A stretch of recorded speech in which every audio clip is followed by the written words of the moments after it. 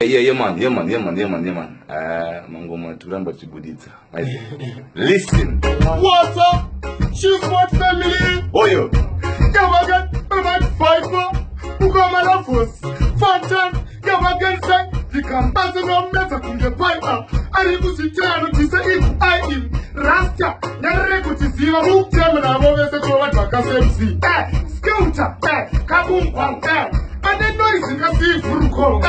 Manje kuno tomi injunction plus top data mura panika koto.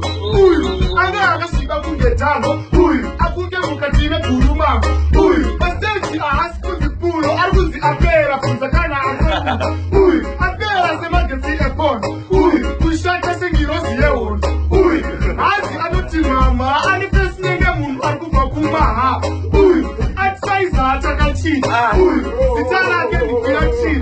Uyu akashate kunge juice meal. Baba mama daza panariburira. Uyu apera semoko ye mutsanga. Uyu akatira tenge ye mashanga. Uyu arguzita kunge alpachop. Akamutsa evocation no kuproka chop chop.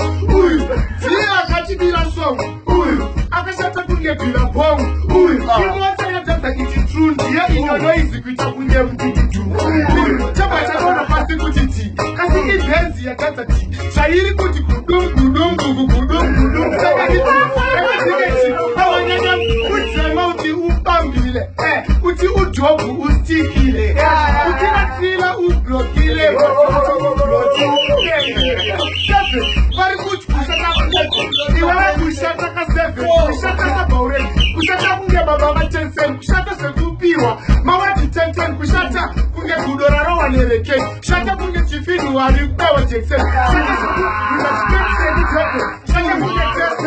Echipata vifo. Kushata. Shemtozi biwe chop shata. Shata sekuta mwota bata itata. Shata kunge kuwenska yusamarata. Shata kunge benzi ya tata. Imagine, jamani, munenge mafujomoka. Imagine, magemba yere aita mukopuri. Imagine, andi pere kunge JC, andi inoma poyemu. Adi si shajibi.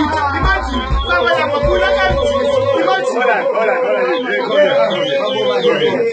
Alright, go. Bye-bye. Bye-bye.